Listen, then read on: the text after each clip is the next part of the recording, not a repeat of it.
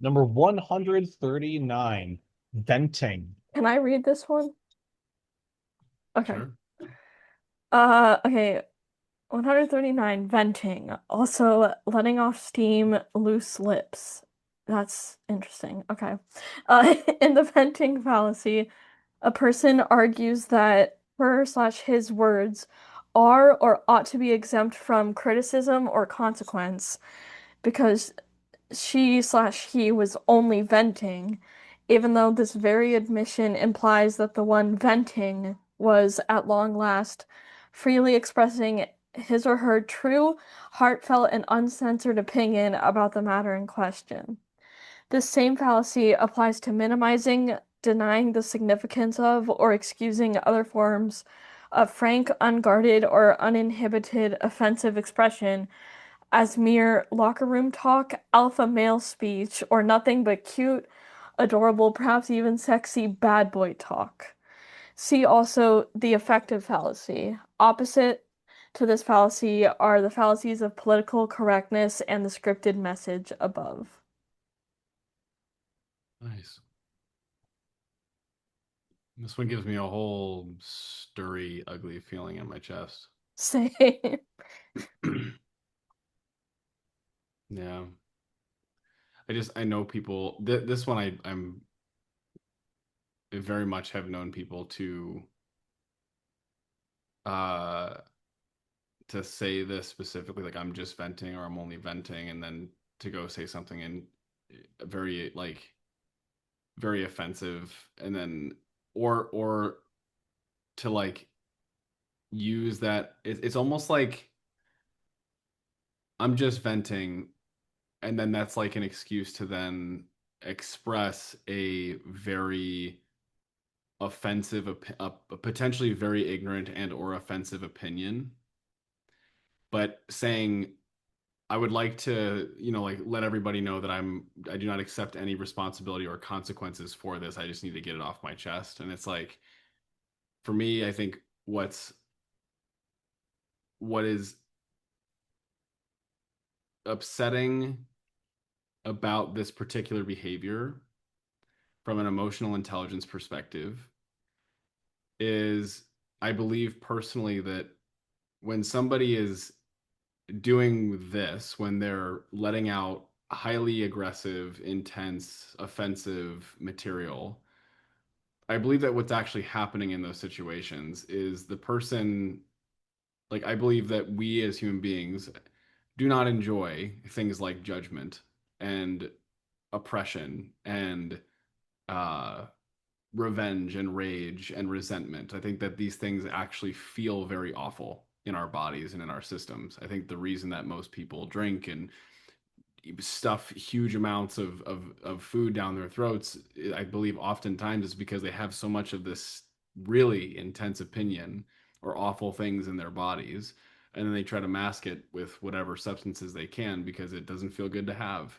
And I think that for what's me is upsetting is that when somebody lets some of that information out, when they finally, like, example, let's say somebody is harboring deeply racist thoughts and they walk around the world, and every time they see somebody who looks different than them, they have very aggressive thoughts that happen towards that person or that individual. There's actually something really beautiful about there being space held for this person to be able to share their thoughts, to not be judged, but to be able to be have the people around them listen fully, and then be able to then deal with the fact that what they just said is very racist, but then say, "Hey, where's that coming from?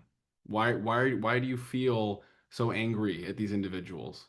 What's going on there?" And like being able to really get into that and dive into that, and it can be a really healthy thing that can ultimately lead to someone having a really beautiful breakthrough. So for me, what's really upsetting about this is it like bypasses that whole thing, because what it ultimately does is it just abdicates responsibility for the thing. It's almost like when it's like someone saying, "Hey, I have this very awful, disgusting thing inside of my system that I want to get out, but I also don't want to take responsibility for it. So I'm going to put this prefacing statement of I'm just venting, and then I'm going to spew it out on everybody around me.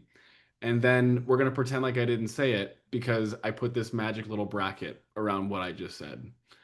And to me, it's upsetting because that's such a missed opportunity. It's such a missed opportunity for the people around that individual to practice non-judgment and curiosity and care.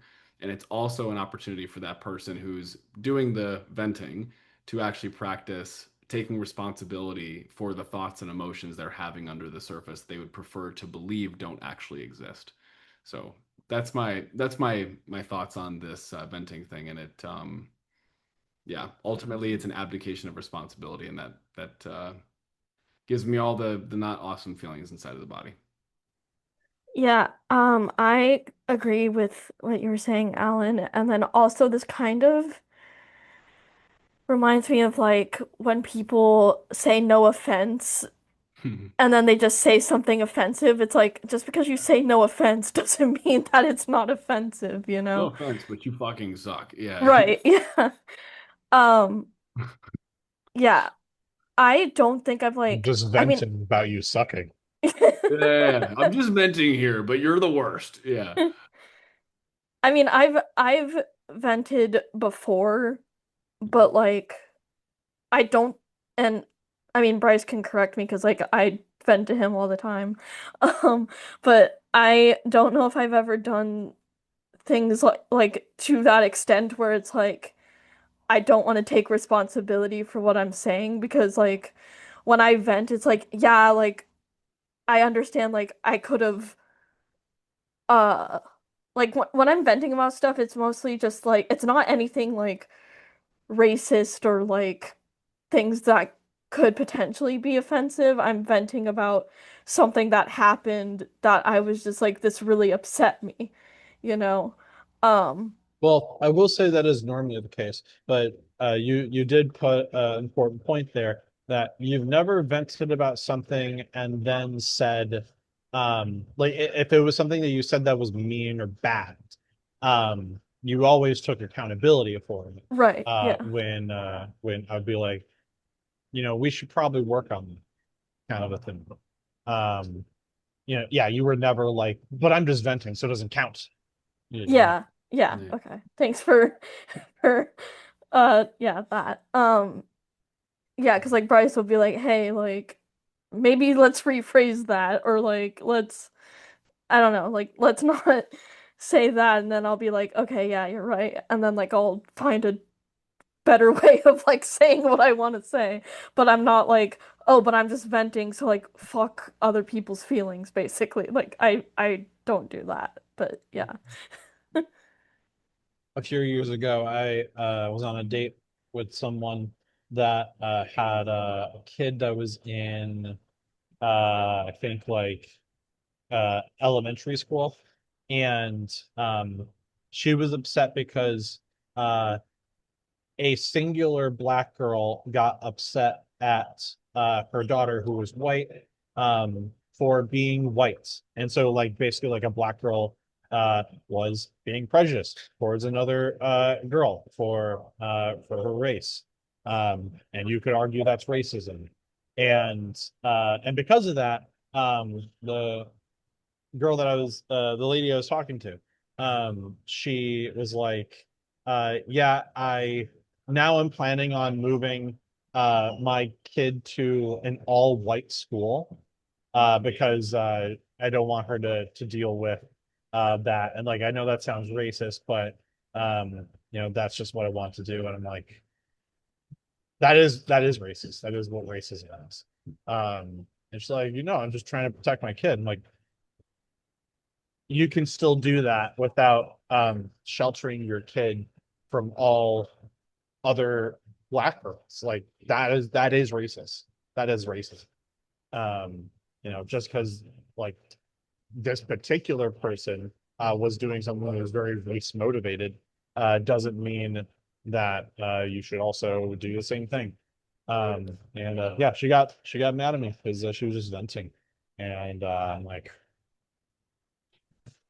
that's not cool. Yeah. I think, yeah, for me, ultimately, I think why this creates that emotion for me, that feeling in my system, is that ultimately, if somebody is being racist, the opportunity there is for the person listening to be able to be a caring and loving space for that individual Which to I have. admit I did not do. And I Yeah. sucked at doing. And I'm not, there's no pointing right now. It's just like, what I'm trying to get across for I think people watching this is like, understand that, um, like I'll give an example is one of my least favorite labels, that exists in our world today is narcissist.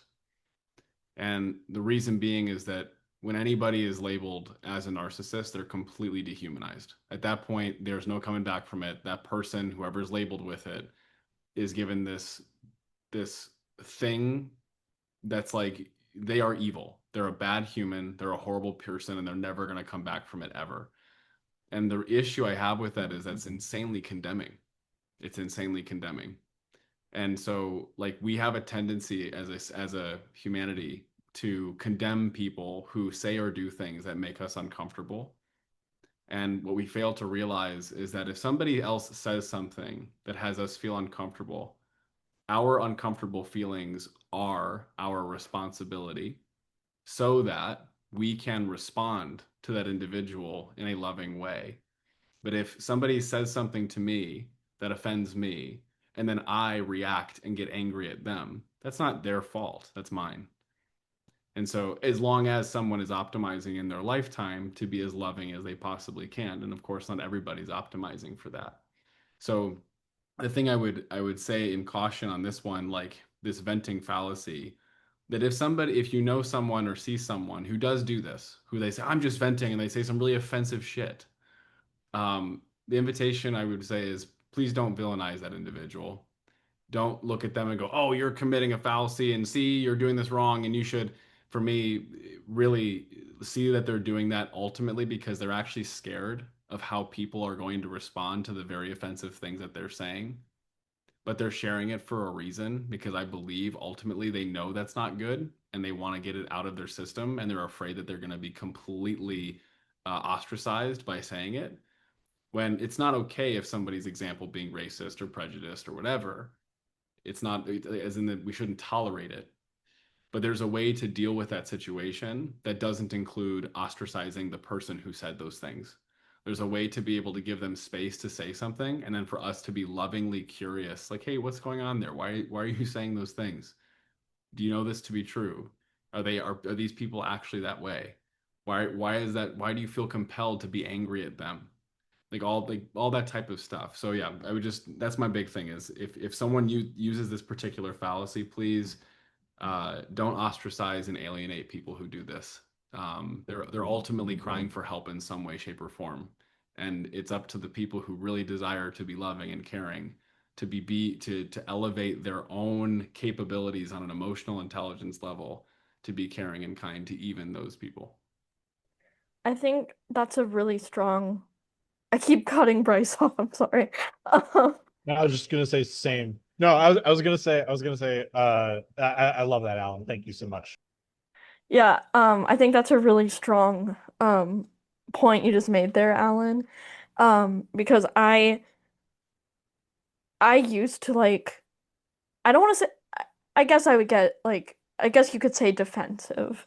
Um, Especially with people ostracizing the LGBT community and saying like, why do they have to rub it in children's faces and all that stuff? And I used to like kind of be sassy, be like, oh, like kind of how like straight people rub their their heterosexuality in people's faces, but then I realized like that's not helpful. So I used to get like really defensive in regards to that, but I think you made a great point that it's like there's something on a deeper level that they're clearly like trying to work through and maybe they're not intentionally trying to be homophobic, whatever. But there's some sort of like maybe even like a traumatic experience that happened with a member of whatever group they're like venting about. Like with Bryce's example with the wanting to put their kid in like an all-white school because they don't want something to happen. It's like clearly there's like something there that like made them say what they said.